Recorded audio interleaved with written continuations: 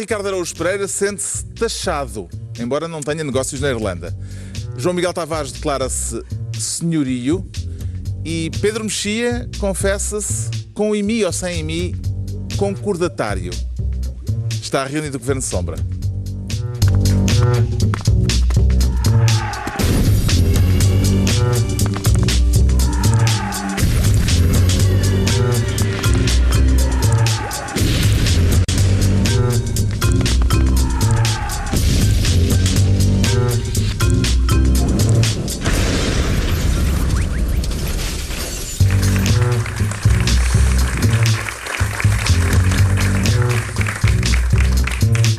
Ora então, viva, sejam bem-vindos no final da semana em que o Presidente da República foi às desertas e às selvagens contra ventos e marés e em que António Guterres, mesmo não sendo uma mulher, ganhou mais uma votação informal na corrida ao cargo de Secretário-Geral das Nações Unidas. Mas não é disso que nos ocuparemos neste Governo Sombra. Há outros temas, por exemplo, aquele que faz com que o João Miguel Tavares escolha desta vez o cargo de Ministro do Crescimento. Quer tutelar à altura dos protagonistas da vida pública portuguesa, João Miguel Tavares, é isso? É pá, uma pergunta dessas exigiria uma resposta populista e diria, bom, para isso precisaria de um microscópio. Mas não, eu não sou isso. Eu não, até acho que nós estamos relativamente bem servidos. Eu, embora seja um feroz opositor ao nosso querido Primeiro-Ministro, eu acho que ele é um político bastante competente, aliás, demasiado competente para o nosso bem, como várias vezes já aqui tenho dito. Mas à altura eu estava a referir mesmo à altura em centímetros. Mas é por isso é que eu fiz aquela alusão ao microscópio, daquela mania que as pessoas têm que os políticos portugueses são muito, muito pequeninos e que falta um grande homem, onde estão aqueles velhos estadistas. Isso é a dimensão metafórica e o moderador estava a ser literal. Epá, mas a sério? Sim. Querias mesmo o quê? Saber que também é que eles têm? Exato. Bem, pá. Não, mas não é nada sobre isso. Não, okay. Embora a escala de centímetros não está má para aquilo que a gente vai falar, porque é do crescimento. O crescimento, de que quer falar, é o crescimento económico. Do crescimento económico, porque de repente... esta semana soube-se qual era o crescimento económico do último trimestre, exatamente. Trimestre de 2016. Quer saudar o Governo lá está. Pela revisão em alta dos dados do INE. É isso que é extraordinário. É essa notícia, porque de facto isso que tu estás a dizer foi o lead de imensas notícias que eu li. Atenção, houve um ajustamento de 0,1 pontos percentuais em relação àquilo que tinha sido a primeira estimativa do INE no início de agosto. Afinal não, em vez de ser 0,2 foi 0,3. E a gente olha e diz, mas estão a gozar connosco. Só podem estar a gozar connosco. Mas essa é a imagem, de facto, as maravilhas que um sorriso faz. As diferenças que faz sorrir, como faz António Costa, ou ter um ar trombudo, como faz Passos Coelho. Porque tem um impacto gigantesco na forma como as notícias são dadas. Não há maneira de olhar para o crescimento e não ver naquilo uma espantosa tragédia em relação àquilo que eram as previsões do Governo. Todas. Bom, já nem falo daquelas de quando Mário Centeno ainda achava que podia ter um programa e mandar alguma coisa nele, não é? Portanto, na fase pré-negociação com os partidos da esquerda. Mas mesmo depois do orçamento ter ido à Comissão Europeia e terem vindo de lá com o 1,8% do crescimento, foi por isso que caiu o Governo Passos Coelho, porque havia uma fórmula fabulosa para pôr o país a crescer. Foi por isso? Foi por isso, então não foi. Quer dizer, por isso que caiu o Governo de Passos Coelho. António Costa não falava em mais nada sem ser crescimento. Dizia, esta não pode ser a solução para o país. É preciso apostar no ccrescimento, apostar no crescimento, apostar no crescimento. E não há crescimento. Não há crescimento. O crescimento vai ficar... Houve uma revisão de mais 50%. Exatamente. De 0,2 para 0,3. Exatamente. Em relação o próprio Ministro da Economia já veio dizer que, na melhor das hipóteses, tudo correr muito bem, vamos ter 1,2. Os números do investimento são trágicos, estão 7 pontos percentuais atrás. Ou seja, o Governo, como já falámos no último programa, está absolutamente obcecado com o déficit. A única coisa que tem na cabeça porque é a única coisa neste momento que ainda pode cumprir, é ter um déficit ali a rondar os 2,7, 2,5, mas certamente ficar abaixo dos 3. Quer dizer que subscreve a frase de Maria Luísa Albuquerque, a ex-ministra das Finanças, quando ela diz que o modelo económico que está a ser seguido não tem capacidade. Com certeza. Mas não é só Maria Luísa Albuquerque que diz isso. A própria UTAU vai dizer, com uma linguagem mais elegante, a falar nos desafios orçamentais. E em relação a isso, António Costa acaba de responder com uma frase extraordinária, porque disse, há muitos desafios neste segundo semestre, porque é evidente, os salários vão aumentar, o IVA da restauração vai diminuir e, portanto, há uma pressão muito grande sobre o orçamento, de onde há mais desafios, e perante esses desafios, António Costa responde: a recomendação da UTAU é a recomendação que qualquer médico nos faria, que é não abuse dos doces, senão isso fará mal à saúde. Epá, isto foi a resposta de António Costa. Realmente a UTAU diz-nos para não abusarmos dos doces, senão isto faz mal à saúde. Boa dica. Mas a verdade, é boa dica, e a verdade é que ele parece que está bem nas sondagens, mas desculpem. Ele, desde que se ria, parece que tudo vale. Estes números... Eu prefiro ter um senhor com um ar trombudo a dar notícias que são verdadeiras do que um tipo a aldrabar-me a sorrir. Mas os portugueses não. Acho que desde que sorriam marcha tudo. Pedro Mexia, estes números dão razão ao Governo ou à oposição? A revisão é alta? Sim, há sempre essa maneira boa de discutir números, há duas maneiras de discutir números. Uma é em termos absolutos, outra é em termos homólogos. Se der mais jeito, discute em termos homólogos e não em termos absolutos. Outra é em termos de expectativas dos próprios, para melhor ou para pior. Outras é em comparação com as piores coisas que os adversários políticos previram. E, portanto, o diabo não chegou, não é? A verdade é que mesmo quem teve a missão de defender o Governo falou em algumas destes números como estando bastante aquém do que se esperava. E, de facto, eu não sei nada de economia, e portanto não vou comentar economia, mas também não sei nada de candeeiros e sei quando não dá luz. Portanto, não preciso ter um conhecimento, não preciso saber explicar exatamente todos os fenómenos em questão, e o modelo do Governo pressupunha, e pressupõe ainda, suponho eu, que com a recuperação dos rendimentos as pessoas tinham mais dinheiro e o consumo privado ia ser a nossa salvação. Bom, há duas hipóteses, ou é ou não é, e portanto não é preciso ter nenhum conhecimento económico para ver, e portanto aí de facto não é simplesmente competência ou incompetência, mas pode vir a ser, temos no princípio, ainda falta muito tempo, mas pode vir a ser claramente uma questão de modelo económico. E portanto, falta muito tempo, salvo seja, não é? Já lá vais aí. Tá bem, já estás no 9º mês, não é? Está bem, ok. Estamos no princípio de uma legislatura, em todo o caso. Presumindo que o Governo dura 4 anos, estamos no princípio de uma legislatura. E, portanto, isso a mim causa mais perplexidade na lógica do candeeiro do que propriamente na lógica das teorias keynesianas ou não, que eu não tenho capacidade de discutir, nem verdadeiro interesse, para dizer a verdade. Passos Coelho anunciou em julho, antes das férias, que em setembro viria aí o diabo. Exato. Já estamos em setembro. Será isto, estes números agora conhecidos, o diabo antecipado pelo líder do PSD, Ricardo Araújo Pereira? Lá está, não... Quer dizer, o anúncio de que vem aí o diabo não é novidade para os leitores do livro do Apocalipse, designadamente do capítulo 20, versículo 7. E, portanto, palavra de honra. E acabando-se os 1000 anos, Satanás será solto da sua prisão e sairá a enganar as nações que estão sobre os quatro cantos da terra. Eu apontei, inclusivamente. Agora, a ideia que nós quando acabares a carreira no humorismo, sim, tenho. Tens aí uma saída. E atenção que a Bíblia ainda nos vai valer para muito hoje. Exatamente. Mas porque o humorismo paga em mim, não é? Depois paga. Vá lá, não antecipem. E a pedralhada não. Mas as pessoas quer dizer, nós temos uma ideia das duas, ou estamos a ler da Bíblia num templo, e aí é lícito dizer coisas destas, ou de pessoas que de cor, não é, de improviso, anunciam a vinda do diabo. Nós temos mais ou menos uma ideia do tipo de pessoa que é, do tipo de perturbação mental de que sofre. E assim como as pessoas que contactam com extraterrestres, por exemplo, são sistematicamente ou bêbados ou chalupas, e nunca um extraterrestre apareceu a uma pessoa que seja professor catedrático de Física. Nunca apareceu. É sempre um bêbado. E, portanto, isto, lá está, a questão da fasquia vale para os dois lados, que é, de facto... Cartas, sabes que há associações de OVNIs. Eu sei que há, achas que eu não recebi já cartas desses senhores? Sim. Mas a fasquia vale para os dois lados, não é? Porque, de facto, os números não são exatamente o que o Governo disse que eram. Não correspondem àquele entusiasmo do Governo, mas também, quer dizer, é importante não esquecer que no tempo do Governo anterior isto não era propriamente um desenvolvimento que a gente até tinha que se agarrar à cadeira. Não era isso, não é? Aliás, ainda assim, dá para agarrar mais à cadeira o ano passado do que este. Isso é que é triste. É importante, quer dizer, da outra vez... No tempo do anterior governo, a gente agarrava-se à cadeira a ver se o Passos não a levava.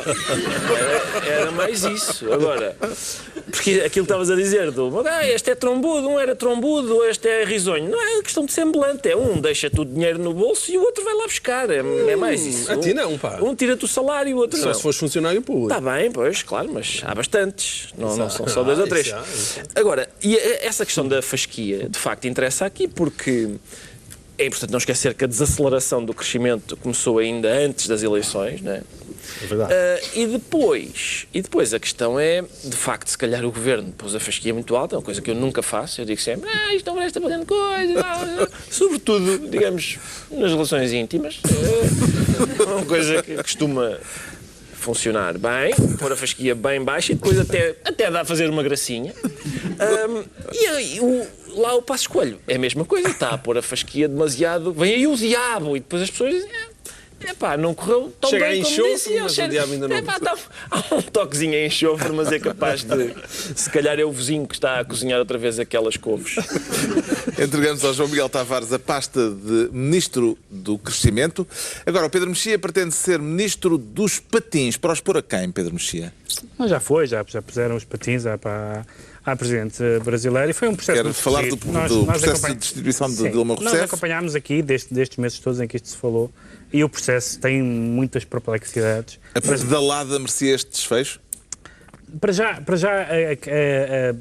a questão da pedalada, portanto, das manobras orçamentais, que na verdade nem é, se lemos atentamente, nem é o ato mais grave de que ela era acusada. Era acusada também de avançar com decisões que dependiam da aprovação pelo Congresso e, portanto, bom. Mas, enfim, o que é certo é que num país onde tanta gente está a braços com a Justiça e muita gente do partido da ex-presidente Dilma, e ela não está ligada a casos de corrupção, etc., é de facto um pouco estranho que tenha sido ela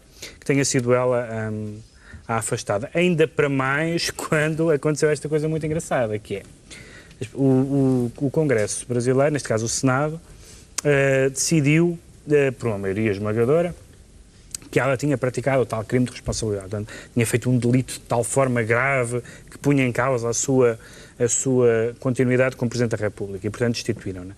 E havia uma votação de uma pena acessória. Qual era a pena acessória? Era ela não poder exercer cargos públicos durante 8 anos. O que parece, apesar de tudo, normal. Se a destituem de um cargo tão grave, se a destituem de um cargo tão importante por um crime tão grave, então também não a querem que ela seja diretora-geral, professora universitária, do ensino público, etc. Ou até candidata a outros cargos políticos. Sabe o que é que acontece? Acontece que muitos daqueles deputados também enfrentam processos e também, ao votarem essa pena acessória, sabiam, aliás, o Presidente do Senado faz um apelo a que as pessoas não... ele até vai buscar uma imagem qualquer de não baterem mortos, mas é não torturar, qualquer coisa desse género. Portanto, alguém que já foi castigado não pode ser mais castigado. E, portanto, aqueles senadores também estavam a pensar em si próprios, porque quando vier o meu processo, e se eu eventualmente for condenado, e se eu eventualmente perder o cargo que tenho, será que depois não sobra nada para mim? E, portanto, todo o processo é profundamente desagradável, e espero que ao menos disto resulte uma coisa, que é os brasileiros perceberem que há 2 ou 3 coisas que são grotescas. Primeira coisa grotesca, é haver 30 e tal partidos no Parlamento. vários partidos de direita no Brasil têm o nome de Partido Progressista qualquer coisa. Portanto, aquilo é particularmente confuso. Partidos no Parlamento, a maioria dos deputados fizeram parte de 6, 7, 8 partidos.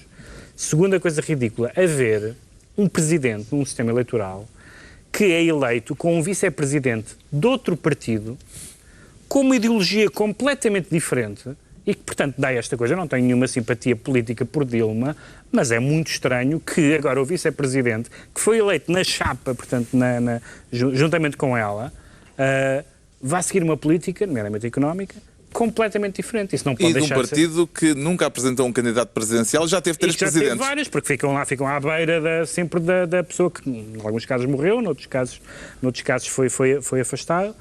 E, portanto, isso é muito esquisito. O que eles fizeram foi basicamente uma moção de censura. Só que num sistema que não tem onde não existe essa figura.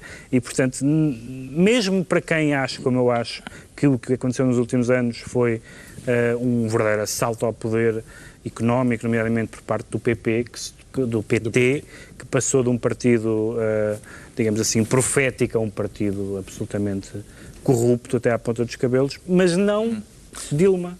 Tanto quanto se sabe, o nome dela não aparece, como aparecem nomes a seguir a nomes de deputados, de candidatos presidenciais. E, portanto, isto... eu não compro a tese do golpe. Geralmente um golpe não vai à Câmara dos Representantes, à Câmara dos Deputados, nem ao Senado, nem passa pelo juiz do Supremo Tribunal. Portanto, caramba, apesar de tudo, é importante. Apesar de tudo, isto não é um golpe. Agora é uma golpada parlamentar. Foi golpe, Ricardo Araújo Pereira? É exatamente isso que o Pedro disse. Não é golpe, mas é golpada. Se eu chamo golpe a isto, depois não tenho palavra para chamar quando há tanques. Quando há tanques exato. E fuzilamentos, mas é porque não tenho um vocabulário tão vasto que me permita arranjar outro termo, não é? Então reservo golpe para esse. E agora, que é uma golpada porque é óbvio que... Mas parecida com a portuguesa, não? Não, a portuguesa nem sequer foi golpada. A portuguesa nem foi golpada. Aqui o que acontece é que uns bandidos... Claro que não. A gente já vai falar sobre Espanha, para tu veres o que é que acontece quando a democracia não funciona. Agora, isto aqui são bandidos, e muitos deles são bandidos mesmo em sentido próprio, não é? Que fazem um uso criativo das regras democráticas para... É por isso que é uma golpada. É porque fazem, de facto, um uso criativo das regras democráticas para destituir uma presidente que está acusada de coisas muito menores do que muitos dos seus acusadores estão. O facto, por exemplo, também de, depois dela ser destituída, eles se terem juntado para dizer a partir de agora aquilo que ela fez deixa de contar como ilegalidade. Portanto, contou e foi destituída. A partir de agora já não é. A chamada pedalada foi... Exatamente. Zerinhos. Criminalizada. Zerinhos à pedalada. Agora já vale.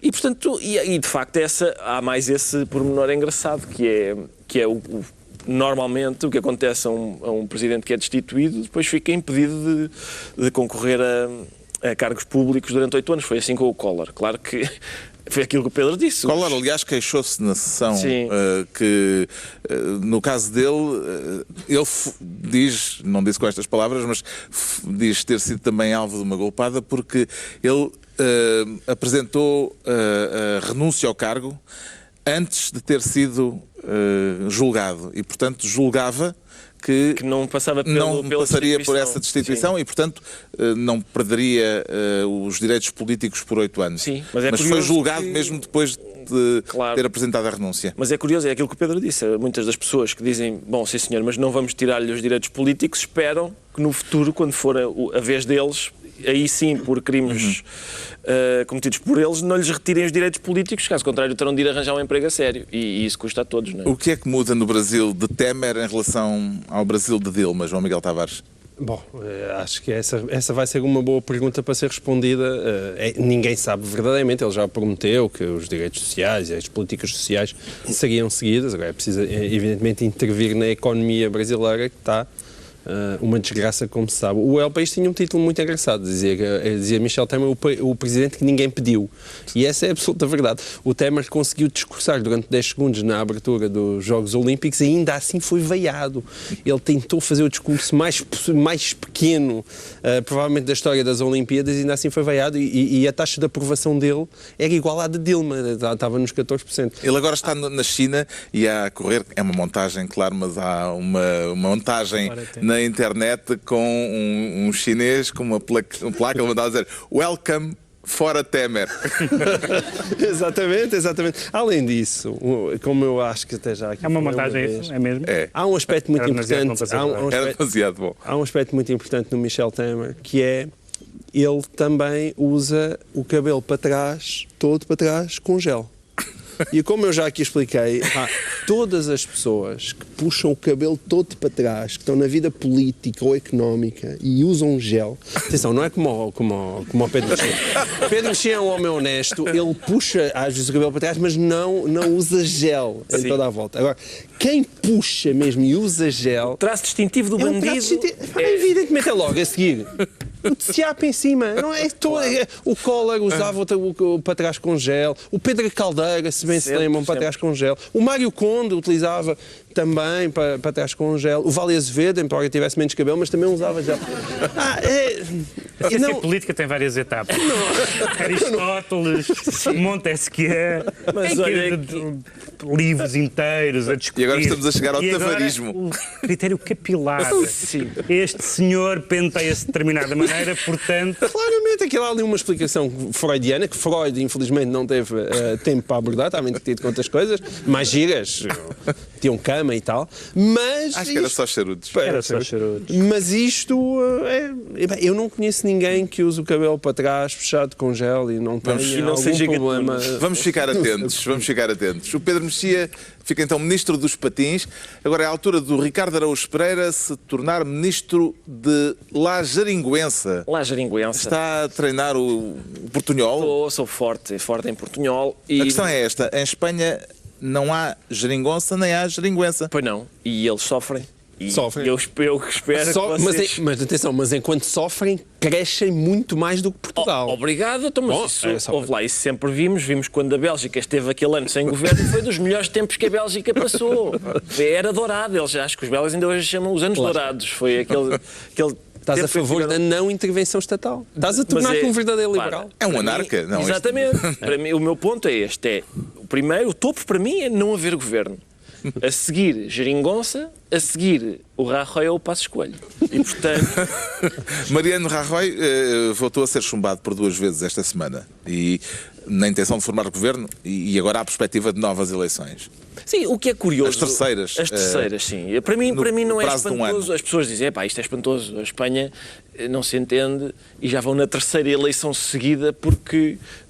Para mim o espantoso é em eleições anteriores os espanhóis terem-se entendido, porque aquilo que nós conhecemos por Espanha, e que é na verdade um conjunto de pequenos países que se odeiam entre si, para mim o bizarro é eles terem conseguido arranjar um vencedor para eleições em sufrágios passados. O facto de não se conseguirem entender neste...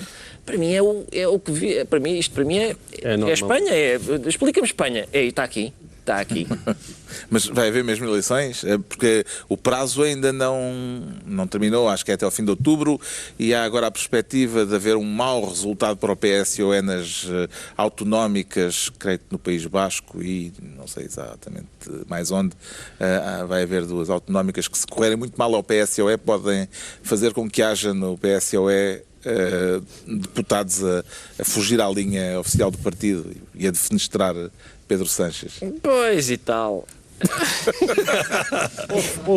Oficial Pedro Sánchez, porque nós temos ouvido os anteriores primeiros-ministros socialistas a dizer que o PSOE está a arriscar demasiado e que os espanhóis podem não entender esta jogada. É um risco gigante forçar o país a terceiras eleições. Se ele sair bem, é um grande jogador de póquer, mas se sair mal pode ter um resultado... A confirmar-se que vai haver estas terceiras eleições,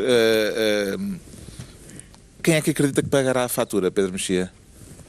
Não, quer dizer, vamos lá ver. É o PSOE que vai Pá, levar com as responsabilidades disto? Depende muito do resultado, mas a verdade é que as pessoas têm que o que é a diferença, que é porque a razão pela qual os espanhóis se entendiam era por duas razões que hoje em dia não estão presentes. Uma era porque havia só dois partidos verdadeiramente grandes e os outros eram partidos pequenos e regionais. Portanto, ou chegava ou havia uma coligação, como aconteceu com o PP e o Partido Nacionalista Basco. Agora há mais dois. Agora há 4 partidos médios, digamos assim, portanto isso já torna mais difícil, e os partidos que eram antes autonómicos são hoje independentistas. E, portanto, exigem uma coisa que nem o PP, nem o PSOE têm nos seus programas, que é questionar a unidade territorial espanhola. Portanto, se o Partido Socialista estiver disposto a questionar a unidade territorial da Espanha, eu acho que tem possibilidade de fazer governo com o Podemos e com partidos nacionalistas. Agora, não vejo como isso não possa ser entendido como o maior rasgar de princípios da história do PSOE. Se isso não acontecer, não haverá governo de esquerda. E falta-te um terceiro ponto, que é a carteira, não é? Que esse é Está bem, estava a falar agora das condições políticas. Então, a crise económica extremou tudo, lá como cá. Uma questão dramática para o João Miguel Tavares. Parece-lhe melhor continuar sem governo e ter de voltar a eleições ou ter uma geringonça no poder, João Miguel Tavares?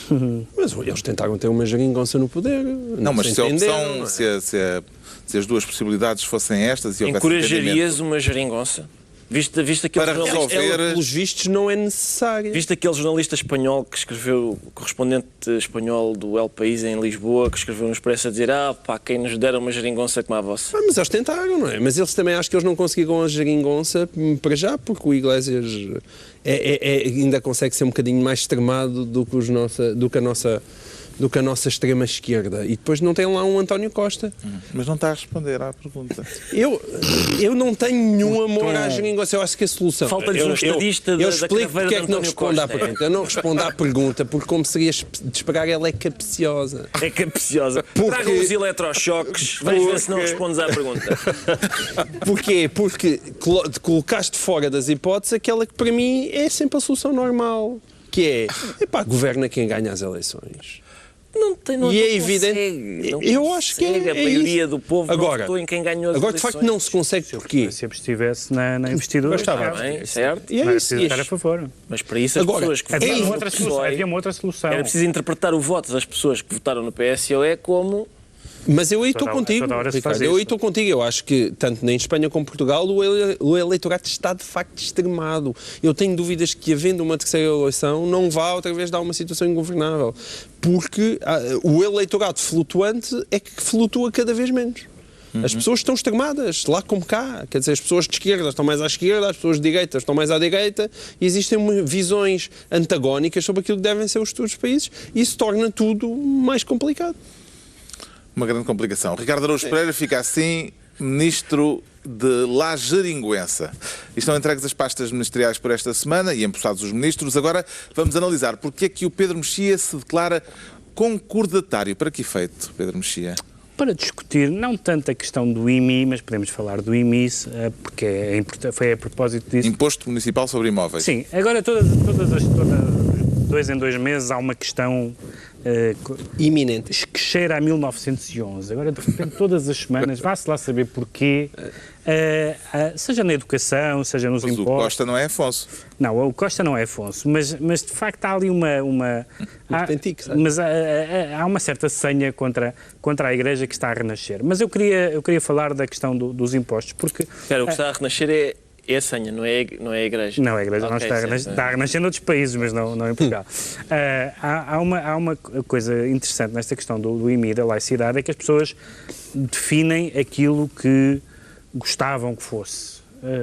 Acham que devia ser assim, que as igrejas deviam ou não ser reconhecidas, que as atividades que as igrejas, neste caso a Igreja Católica, prestam deviam ou não ser reconhecidas, e não estão a discutir as coisas como elas são, que é a lei que temos, nomeadamente a lei da liberdade religiosa, nomeadamente a concordata. Vamos fazer um ponto de ordem. Que são documentos legais. O que aconteceu é que esta semana houve uma reunião de emergência das dioceses em Fátima, porque dizem que o fisco não está a cumprir a concordata, o acordo estabelecido entre o Estado e o Vaticano, ao exigir o pagamento de IMI a imóveis da Igreja. O Estado, o Ministério das Finanças, respondeu dizendo que as isenções continuam a existir para a Igreja Católica, mas que a Igreja tem de fazer prova de que tem esse direito, porque nem todos os imóveis estarão isentos. Foi esta a questão que dividiu a Igreja e o Só Governo. que essa questão suscitou várias discussões de natureza diferente. Essa é meramente de procedimento. E em termos de procedimento faz sentido que, geralmente com o fisco somos nós que temos que provar coisas. Portanto, isso não é essa parte que me choca. O que me choca são duas coisas. Primeiro é as pessoas quererem seguir-se por uma lei imaginária que não é a lei que temos. A lei que temos, eu faço parte de uma associação imaginária chamada Católicos pela Laicidade. Isto é, acho que a laicidade é muito importante, sou um fervoroso adepto da laicidade enquanto católico. Mas, na verdade, a concordata tem algumas distorções ao que seria uma laicidade pura. Não se trata de eu concordar ou não concordar com ela. Eu acho que deve haver isenções fiscais a entidades e a cidadãos, mas neste caso a entidades, que prestem serviços relevantes para a comunidade, na questão social, etc. Toda a gente sabe o papel que as igrejas têm. Já lá vamos aos partidos. O papel que têm. Mas a concordata não diz isso, a lei da liberdade religiosa. Fala-se de uma coisa muito diferente, que eu pessoalmente não concordo, mas é o que lá está, que é, fala-se de imóveis que estão ao serviço... Destinados à realização de fins religiosos. De fins religiosos. E, portanto, o Estado, bem ou mal, reconheceu que estar destinado a fins religiosos merece uma isenção fiscal. Do ponto de vista da laicidade, eu não estou de acordo com isso. Eu acho que o que merece isenção fiscal é o que a Igreja faz em hospitais, em creches, em lares, em escolas, e isso merece isenção fiscal. Mas eu não estou a discutir o que é que eu acho, estou a discutir a lei. E, portanto, de repente houve aí um espírito mata-frades, que qualquer coisa que meta a Igreja foram-se desenterrar assim espantalhos de 1911, absolutamente disparatados. Se as pessoas quiserem mudar a lei, podem mudar a lei, e, em alguns casos, acho que devem. Considera que esta questão pode perturbar o clima de relações entre a Igreja e o Estado, João Miguel Tavares? Quer dizer, que lá houve ali um arrufo inicial, mas Dom Manuel Clemente já veio colocar alguma água na fervura, diz isto está estabelecido na lei, não só naquilo que está na concordata, mas há também uns despachos da própria Direção-Geral de Impostos a especificar quais são esse tipo de imóveis. E, portanto, eu não vejo razão para isso. É evidente. Qual é o problema? O problema é quando se diz para fins religiosos. Edifícios para fins religiosos pode ser uma coisa de tal modo abstrato que dá para tudo, não é? Que dá para tudo. Agora, se a Igreja estiver a arrendar imóveis que tem para turismo de habitação, eu acho que sim, deve pagar IMI, como é evidente, não é? E, portanto, também não vejo que isso seja aqui um grande caso. Só se transforma um caso porque é verdade. Há muita gente que apoia este governo que está sempre com um ar muito assanhado, não é? Que as mesmas pessoas que são muito tolerantes para a instalação de mesquitas na moraria são, de repente, super intolerantes quando se toca nas questões do IMI em relação à Igreja Católica. A questão das decisões, das isenções, não se restringe à Igreja Católica. Houve também um debate em torno da isenção de IMI aos partidos. Parece-lhe que os partidos políticos devem continuar isentos, como defende o PCP, ou que devem passar a pagar IMI, como propõe o CDS? Ricardo, a quinta data lá é paga IMI ou não paga IMI? Vamos ver. É curioso que o PCP, dos partidos que têm assento na Assembleia, o maior proprietário, seja curiosamente a favor do não pagamento de IMI. E contra a propriedade também. Exato. O partido que tem menos edifícios, que é o CDS, não se importaria de pagar. E, portanto, do ponto de vista... Digamos que há coerência. Exato, há uma coerência ideológica aqui. Agora, eu sou um discordatário. Eu sou contra... há duas questões, não é? Foi aquilo que o Pedro disse. A primeira é, vamos dizer primeiro, a concordata, não é? E sobre os partidos a mesma coisa. Eu acho que toda a gente devia pagar em mim. A concordata dá isenção total à Igreja, excluindo, lá está, os tais edifícios que não estejam a ser usados para fins religiosos. Eu eu sou contra até a isenção dos edifícios para fins religiosos. E sou contra porque Acabava-se com a igreja, simplesmente. Eu acho, e à falência. Duvido. E à falência. Não, pá, os edifícios... Eu não sei, todas sinceramente... as propriedades da igreja, incluindo igrejas, Eu acho... tudo a pagar em mim. O meu ponto é este. Seriam centenas de milhões de euros. Só igrejas viradas para o sol. Não. Porque a questão é o que a gente descobre agora. A gente acaba de descobrir que realmente, se a gente tem uma janela por onde o sol entra, paga mais IMI, a não ser que a janela tenha um vitral.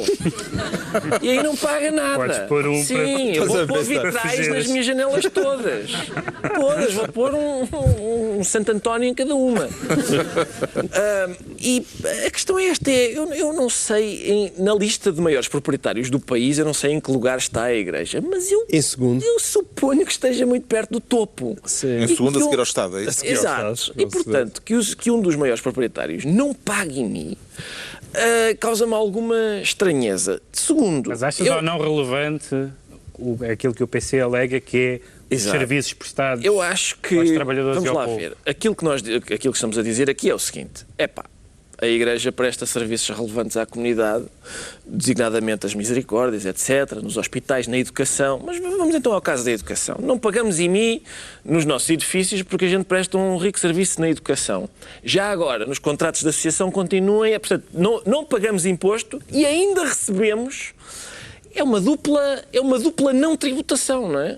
Mas eu acho, sinceramente, eu sou ateu, não é? Mas parece-me que pagar impostos é uma atitude quintessencialmente cristã. Não só porque se trata de redistribuir riqueza, de contribuir para o bem comum, Também que também essencialmente porque comunista, então. E também, exatamente, mas não me apanhas nessa. Eu acho que o PC também tem que pagar. Tivemos o PC a defender a Igreja, foi um bom momento bonito. Mas além disto tudo, pagar impostos é cristão porque tem o alto patrocínio do Messias. Carlos, Lucas 20:20, Marcos 12:13 e Mateus 22:15. Mateus 22:15 é após prolongamento. Sim. Os três evangelhos sinópticos contam a mesma história, que é a história em que os senhores vêm ter com Jesus e lhe dizem: Cristo, nós estamos... Cristo não lhe chamam Cristo nessa altura. Mestre, nós estamos muito aborrecidos com isto de pagar os impostos. Devemos de pagar ou não? E Jesus diz: mostrem-me a moeda. E a moeda tem a cara de César. E ele diz: deem a César o que é de César e a Deus o que é de Deus. Porque como nós somos feitos à imagem de Deus, é para Deus. Portanto, o corpo é para Deus. O nosso dinheirinho tem lá a cara do César, vai para César. Portanto, é o próprio Jesus Cristo que diz: pagai e não bufai. É o que o Senhor diz. É o que o Senhor diz. Esta história de muitos anos mais tarde, inverter este raciocínio e dizer: não, assinai, mas é uma concordata e livrai-vos de... A interpretação fiscal da palavra do Senhor é bastante, bastante restritiva. Mas, estas pessoas que assinaram a concordata pelo Vaticano não percebem nem de fiscalidade nem de exegese bíblica, porque interpretaram ao contrário as palavras do Messias. Fica esclarecido porque é que o Pedro Mexia se declara concordatário. E mais, esqueci-me de dizer que os edifícios sobre os quais, porque lá está, temos uma lei, a concordata, justa ou injusta, na minha opinião injusta, está a valer, não é? Sim, mas o certo é que o Governo não disse: vamos cobrar os edifícios para fins religiosos. O que o Fisco está a dizer, e é uma coisa que me diz a mim muitas vezes, é prove... Mas eu não estava a discutir o Fisco, eu estava a discutir, o do Fisco eu acho justo, é a discussão subsequente, que é a discussão que discute nos princípios, muito estimáveis, mas abstraindo a lei que realmente existe. É o que tu dizes. Eu não gosto da concordata, mas ela existe. Mas ela existe, certo? Todos nós conhecemos leis que não gostamos. Mas dai a Centeno que é de Centeno. Enquanto não mudar... O Centeno o que quer é ir... Foi o que disse o João Miguel. Sim, senhor, está aqui um terreno, mas está a ser usado para turismo de habitação, com certeza. Pagai. As questões da propriedade privada que vamos continuar a analisar, porque o João Miguel Tavares sente-se senhorio, um senhorio à moda antiga, um senhorio de cariz social. João Miguel Tavares. É uma boa pergunta. Não há diferença entre um e outro. Porque o senhorio à moda antiga, que aliás o Governo quer agora perpetuar, é um senhorio de cariz social. Ele serve para fazer bem aos desvalidos. Quero falar do anúncio do Governo, de uma proposta do Governo, que ainda virá com o apoio do PCP e do Bloco, de manter congeladas por mais 5 anos as rendas de casa para pessoas idosas, pessoas com deficiência e comerciantes com lojas de interesse histórico. Que dito assim parece uma coisa muito bonita, não é? Olha, as pessoas mais velhinhas, as pessoas com deficiência e as pessoas que têm bonitas lojas históricas na Baixa de Lisboa. Isto dito assim parece bem. A minha questão é, mas os senhorios não pagam impostos? É porque se isto é ação social, não é ao senhorio que compete fazer, é ao Estado. Se o Estado acha que as pessoas com mais de 65 anos precisam de apoio, paga aos senhorios. Se acha que as pessoas com deficiência merecem apoio para estarem naquelas casas, paga aos senhorios. Quer dizer, paga aos senhorios. Isto, nós há pouco estávamos a conversar sobre um famoso documentário sobre da Torre Bela, não é? Que foi logo feito em pleno PREC, e que tem uma cena muito famosa, que foi aí que acabou verdadeiramente o PREC, que acabou aí a revolução, que foi quando chegaram ao pé de um trabalhador a explicar-lhe que a enxada que era dele, que já não era dele, era da cooperativa, e o camponês disse assim... Comparativa, que era como se diz no documentário. Que era da cooperativa, e o camponês disse, a cooperativa é muito bonita, mas essa enxada é minha. Fui eu que a comprei, não vai para a cooperativa. E esse maravilhoso camponês devia ter uma estátua em Lisboa a dizer a enxada é minha, pô, caraças com a cooperativa, vão lá cooperar com a assustei-me. Também eu. Houve ali uma intuação. Não, foi caraças com a cooperativa. Eu não tenho nada contra cooperativas, até acho uma coisa bonita. Agora, que facto a enxada era do senhor, não é? Ele não quis a nacionalização da sua enxada. Achas uma coisa bonita porque não tens enxadas. Mas tu também não, e tu, apesar de seres um homem de esquerda, também... Não, eu acho cooperativas uma coisa bonita. Achas, mas não queres que te levem as tuas enxadas. Ter a tua enxada. Depende, se a cooperativa funcionar... não te importas dar a tua enxada. O senhor que está a falar com esse senhor está a tentar explicar, ouve lá, se na cooperativa tu passas a ter 30 enxadas. Estão lá as enxadas todas. Só que era dele, é uma mania. É uma mania das pessoas, não é? Querem as coisas delas. Querem que sejam delas. E os senhorios querem as casas deles. As casas são deles. É óbvio para toda a gente, diria eu, que tenho olhos na cara e passei por Lisboa e por outras cidades do país, o efeito que a lei das rendas teve.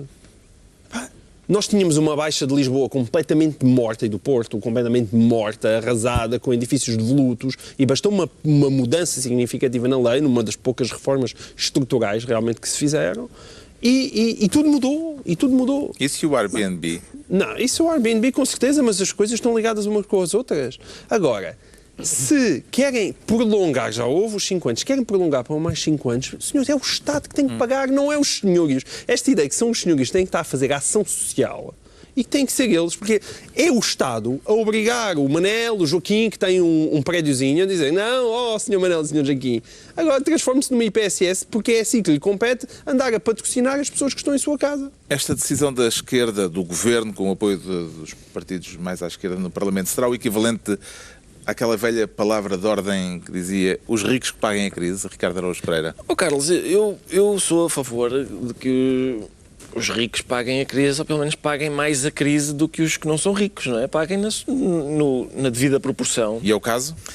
A questão aqui é mais difícil porque, paradoxalmente, alguns destes proprietários não são ricos. Há casas no centro de Lisboa, não é, que pagam... Se fossem ricos, pagam mais impostos. Uma das razões é que alguns proprietários alegaram que podem estar numa situação em que pagam mais IMI do que recebem em rendas. Exato. O que, como definição de rico, me parece tosco. Aliás, a definição de rico em Portugal é não pagar de todo IMI. Pois, exato. E, portanto, é esse o problema, sim. Se calhar isto era coisa para se resolver caso a caso. Deixa lá ver. O seu contrato é de quando? Mas é difícil. A verdade é que isto das rendas congeladas tem uma longa tradição e tanto salta à esquerda como à direita. Com o congelamento das rendas foi no tempo de Salazar. Foi uma parte muito significativa da política salazarista. Portanto, é engraçado como estas coisas saltam com questões com contextos diferentes e, portanto, aqui, mais uma vez, aqui é o prolongamento... É uma coisa chocante, não há fiabilidade nenhuma. Já bem, isto mais uma vez tem a ver com a fiabilidade do Estado. Foi dito, há aquelas pessoas que querem um período de transição de 5 anos. Agora chega só ao fim de 5 anos e diz, não, afinal são mais 5. É uma palhaçada. Esta iniciativa, que é contestada pelos proprietários, claro, parece-lhe uma iniciativa popular ou impopular, Pedro Mexia? Eu acho que há coisas que só são populares ou impopulares até pensámos bem nelas. Quando é formulada, como se disse, é uma lista de pessoas desvalidas e, portanto, nós achamos bem que pessoas que estão naquelas condições que foram referidas são pessoas mais fragilizadas, são pessoas mais pobres, são pessoas que se deve olhar por elas. Do ponto de vista da transferência verdadeiramente do ónus social, que é o que o João Miguel disse. É claro que é uma discussão do ponto de vista dos princípios, mas é uma discussão importante, porque se o Estado quer, o Estado paga. O Estado paga. Não cabe aos proprietários esse ónus, não cabe essa tarefa. E, sobretudo, é aquela história de, depois, se formos ver também caso a caso, temos de um lado uns efetivamente desvalidos, mas não temos do outro lado necessariamente os ricos, porque depois, se formos ver caso a caso, percebemos que afinal os proprietários não são todos colossos financeiros, não são todos propriamente capitalistas desafogados e que são pessoas como as outras, só que a diferença que as outras é que têm propriedades, que têm que fazer contas e que têm esta expressão que eu vi citada várias vezes nos jornais: vou pagar mais de mim do que receber rendas. Portanto, isso são os ricos. Ficámos a saber porque é que o João Miguel Tavares se declara senhorio. Agora vamos tentar perceber porque é que o Ricardo Araújo Pereira se considera taxado. É um problema de impostos a mais ou um problema de impostos a menos? É as duas coisas. É impostos a menos para quem devia pagar mais e, por isso, a mais para quem poderia pagar menos se toda a gente pagasse. Quero falar do acordo de namorados entre a Apple e o Estado irlandês. Exato. Há romantismo nesta forma como o negócio foi batizado. Sim, há romantismo, mas depois o sexo propriamente dito decorre um pouco nos contribuintes. Porque... Fórmula tão arrasada. Estava a tentar, mas não consegui. Eu pensei, não vou conseguir e também não interessa, é quase 1 da manhã. Mas o que se passa é que a Apple tem vantagens fiscais na Irlanda desde o início do século. Vantagens fiscais essas, dizer vantagens fiscais, a gente pensa, pagam um bocadinho menos. Não, pagam por cada milhão de lucro, eles pagam 50 euros. Por cada milhão de lucro que a Apple tem, paga 50 euros.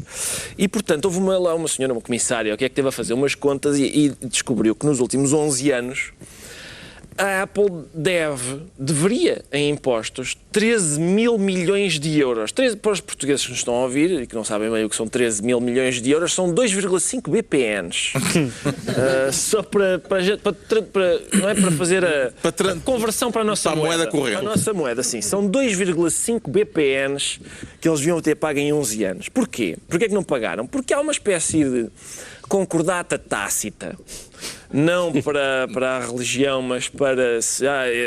eles como criam aqui postos de trabalho e tal. Também. E a Apple também é uma espécie de religião. É, exatamente. Também é uma espécie de religião. Aliás, eu neste momento acho que consigo fazer a minha vida toda através de apps do meu telefone. Tenho uma para tudo. Toda, espero que não. Quase toda, quase toda. Há umas, mas dá-lhes mais 2 ou 3 dias para desenvolver algumas e vais ver se não dispenso tudo o resto. Isto é um recado lá para casa. E então o que acontece é que há uma espécie, é uma concordata não religiosa, é uma concordata comercial. Os senhores realmente põem aqui postos de trabalho, por isso têm direito. É que eu até, uma coisa, lá está, é por isso que me incomoda a expressão, tem uns benefícios fiscais. Isto não é bem uns benefícios fiscais. Pagar 50 euros de imposto por cada milhão de lucro obtido não é exatamente um benefício fiscal. Neste momento, um cidadão, imaginem a vida deste senhor, um homem que trabalha senhora, trabalha na Apple, milita num partido, dá esmolas na igreja, a única pessoa que paga impostos é ele. É a única pessoa. Nem o empregador, nem o partido dele, nem a igreja que ele frequenta pagam. É o único palerma que paga impostos. O único. Mas já agora, como é que tu compatibilizas esta notícia com aquela ideia que a Comunidade Europeia, que a Comissão Europeia era um antro de neoliberais selvagens ao serviço da Goldman Sachs? Compatibiliza da seguinte maneira. É porque esta senhora que está a espernear é uma, não é? Mas são precisamente as leis da Comissão Europeia que permitem que a Apple não pague 2,5 BPNs em 11 anos. Aliás, o próprio Presidente da Comissão Europeia... Os irlandeses disseram assim, não queremos os 13 mil milhões. O Presidente da Comissão Europeia está ligado ao caso LuxLeaks, LuxLeaks. que tem a ver também com isenções fiscais e questões que nem sequer se podem chamar provavelmente isenções no Luxemburgo. Portanto, isto é bastante endémico. Agora, sim, está tudo feito. Como é que entende esta ironia, Pedro Mexia, de serem os próprios irlandeses a não querem receber estes 13 mil milhões de euros? É a primeira vez que isso acontece na história. Tomem lá 13 mil milhões de euros. Não quero. Eles não recebem mais. Eles não querem porque, evidentemente... Indiretamente recebem muito mais. A Irlanda é um país que se tornou conhecido. Curiosamente, até entre os escritores, há muitos escritores que viveram na Irlanda. O Michel Houellebecq foi para a Irlanda durante um tempo. E porque, exatamente por incentivos fiscais, a Irlanda tornou-se um país muito atrativo e durante muito tempo era o tigre celta e essas coisas todas. E voltou a ser. E, portanto, a Irlanda conseguiu que, se fosse por lá, até estudos de cinema, etc., de repente a Irlanda tornou-se um polo muito atraente. Evidentemente que a fronteira entre ser atraente do ponto de vista do investimento e ser chocante os benefícios que são dados. Mas esse tornar-se atraente e depois não haver contrapartidas fiscais, parece... não há contrapartidas fiscais. Indiretamente. Porque as pessoas e os trabalhadores emprega depois vão então pagar os seus impostos. Esses não escapam. É isso. Vê isto pelo lado da necessidade de regulação ou pelo lado da necessidade de captação de investimento, João Miguel Tavares? Quer dizer, a captação de investimento é obviamente necessária, mas não pode ser feita à custa, como estava o Pedro Mexia a dizer, de uma lei fiscal em que aquilo é quase concorrência desleal para todos os outros países à volta, porque aquilo é impossível. É evidente que tem que haver alguma espécie de harmonização, isso é uma velha discussão, tem que haver alguma espécie de harmonização fiscal entre os países de uma União Europeia e económica. Quer dizer, senão é impossível. E é evidente que estes níveis de fiscalidade, que este nível, por muito simpática que seja a Apple e tenha inventado fantásticos magníficos zingarelhos apps e tal, zingarelhos e coisas que fazem a felicidade de Ricardo Augusto pagar ao ponto dele hoje em dia só precisar de mexer os olhos e não faz mais nada. Agora, quer dizer, tem que haver um bocadinho de vergonha na cara. Agora, eu volto a sublinhar aquele meu ponto, não é verdade que a Comissão Europeia esteja apenas ao serviço do grande capital e hoje em dia tem feito um grande esforço regulatório e acho que isso tem que existir. Este caso da Apple pode ficar ainda mais interessante porque, segundo o El País, a Comissão Europeia tem um documento com estimativas de quanto é que a Apple deve a cada país da União Europeia. Daqui a algum tempo poderemos saber, por exemplo, quanto é que Portugal deveria recuperar à Apple. É que eu quero devemos recebê-lo ou devemos fazer como aos irlandeses? Eu acho que António Costa, por ele, já deve estar a fazer as continhas todas e mais centeno, não tenho dúvidas nenhuma. E estamos a falar só estamos a falar de uma grande empresa, porque além da Apple há a Google e a Amazon e a Facebook e a Microsoft. Venha de lá. Tudo. Pode ser se calhar é com o nosso petróleo. Não, e pode ser até com isso que António Costa e mais centeno estão a contar para conseguirem cumprir o déficit. Se calhar é por isso que ele se ri tanto. Eu ainda nunca percebi bem porque é que António Costa se ri tanto. Se calhar é por isso. Olha, ele percebeu. Pega lá. Pronto, estamos a acabar como começámos, não é? Olha, vamos aos decretos. É o eterno retorno. O eterno retorno. Decretos. O Ricardo Araújo Pereira decreta Barreno. Decreto Barreno porque morreu hoje uma senhora que era um exemplo ético e cívico e artístico também, e por isso acho que era justo. A escritora Maria Isabel Barreno, exato, uma das 3 Marias. Sim, julgada por causa das novas cartas portuguesas e o julgamento que acabou, aliás, felizmente já em democracia, e acho que era justo lembrá-la hoje. O Pedro Mexia decreta Afinal, é um assunto que não tem graça, porque é um assunto que envolve a morte de uma pessoa, que foi a morte daquele jovem que foi agredido em Gondomar e que acabou por morrer, mas depois gerou-se uma série de equívocos baseados nas informações precipitadas que a PSP deu, baseadas, por sua vez, em fontes aparentemente oficiosas do hospital, porque disseram que o jovem tinha morrido antes de ele ter de facto morrido e depois desmentiram O que levou a algumas coisas bastante estranhas, como, por exemplo, dependendo do jornal em que nós lêssemos nesse dia, a mesma pessoa estava viva ou morta. E o Como o gato de Schrödinger. E o público, não sei se vocês apanham isto, mas o público a fazer uma... Epá, isso é um dos recortes de jornais mais elegantes que já foram... Uma notícia que eu gosto muito. É que não foi buscar a tesoura sequer. Não foi. Isto é uma governo tem uma palavra que não devia existir no jornalismo. Acho O título que a é Câmara pode tentar apanhar isso. Jovem de Gondomar afinal não morreu. Ora, afinal não morreu quer dizer, a jornalista estava simplesmente mas dizer assim, ó, a notícia que demos ontem, afinal não morreu, não faz sentido nenhum. Coitado do jornalista ou da jornalista, não, isto nem bem assinado, acho eu. Pelo menos está, calhar vinha, mas mas eu rasguei à bruta. Foi rasgada à bruta. como deve ser. Mas a PSP ou o hospital ou quem faz isso não pode anunciar precocemente mortes para que gerem, para além do alarme nas próprias pessoas que conheciam a vítima, jovem, afinal não morreu, por amor de Deus. Afinal, não é uma palavra... Jornalista. Não. O João Miguel Tavares decreta espionagem. Espionagem porquê? Porque Fernando Lima, o famoso assessor de Cavaco Silva, vai lançar um livro muito esperado, chamado Na Sombra da Presidência, O assessor dos cafés discretos da Avenida de Roma. Parece que vai falar dos cafés da Avenida de Roma, saber se a presidência estava ou não a ser espiolhada, mais do que espiada, espiolhada pelo governo de José Sócrates, e eu estou muito entusiasmado, mas o mais interessante nisto tudo é que parece que ele já não é muito amigo de Cavaco Silva, que é assim como nós de repente sabemos que o Robin já não gosta do Batman. Então é irresistível. E é aí que tu queres ler o livro do Robin. É aí que eu quero ler o livro de Robin. Robin já não gosta de Batman. Ficamos então à espera do livro de Fernando Lima. Talvez falemos dele aqui numa próxima edição do Governo Sombra. Está concluída mais uma reunião semanal, 2 a 8 dias, a esta mesma hora. Novo Governo Sombra, Pedro Mexia, João Miguel Tavares e Ricardo Araújo Pereira.